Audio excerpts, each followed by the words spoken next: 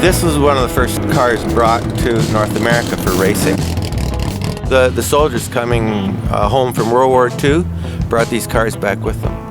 And it just started a whole new era in motor racing in North America. I bought this car because it was raced by a famous Canadian by the name of Tommy Holm.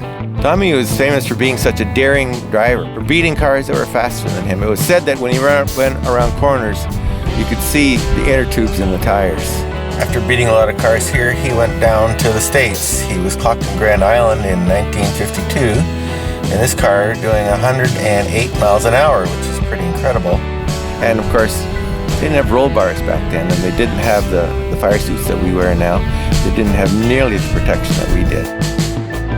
It has leaf springs in it, which it's a rough ride. It's kind of like driving a brick. The brakes aren't the best. It's got the original type of motor in it. It came with a 1250.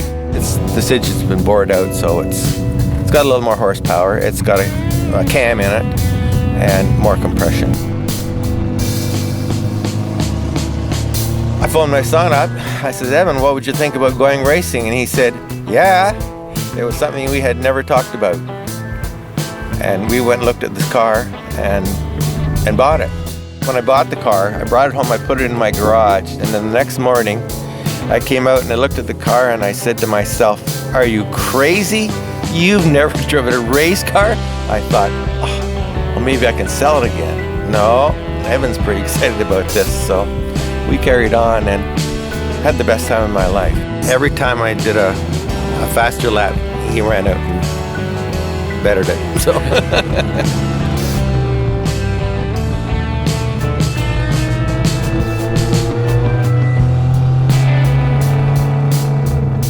1959 MGA. It has a vintage racing history in VARAC of probably 10-12 years, previously raced by David Holmes.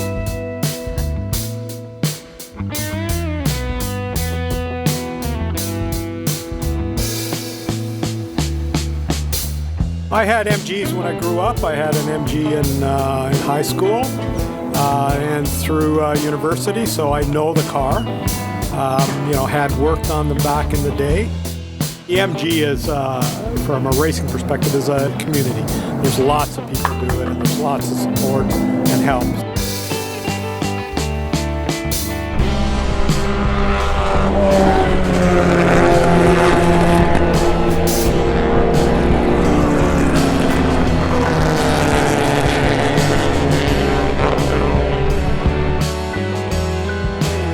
It's been lightened.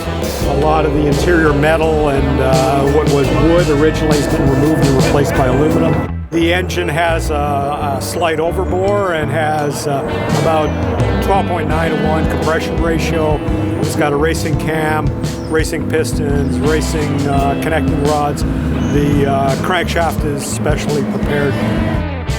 VARAC's got a bit of a unique culture. I mean, it's an amateur culture, but it's, they run it like pros. It's about respect for the cars. I mean, as they say at drivers' meeting, anything that's been done with these cars, boys, has been done a long time before we have by better drivers. So we've got to remember that, and, that keeps it probably a little more fun and social than more competitive modern car racing.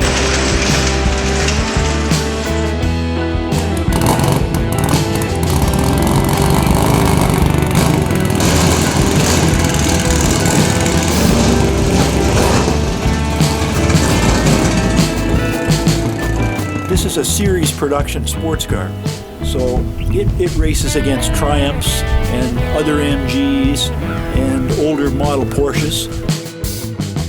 Alfa Romeos, we race against them, we race against Volvo 1800s. In an all-makes field, the MGBs in particular will generally be up at the front. It's the most sport lap record holder for MGs for all time, so it's a good quick car. They're easy to drive, they understeer, a basic understeering car, and you can push them hard because they don't have a huge amount of power. Suspension was a little bit of a buckboard, but we were able to work with it. They're quite light, responsive. The braking is a little antique because it's disc brakes on the front, drums on the rear, and so basically you have 2 front brakes and that's about it, but it pulls it down reasonably well. The steering is terrific. They were an advanced car for their time. They had a unit body, remembering that these cars are 50 years old. Quite astonishing. VARAC is really North America's very best vintage racing club. There's probably 250 members in the club, of which 100 are active racers. Intense people, because this is their hobby and they care a lot about it.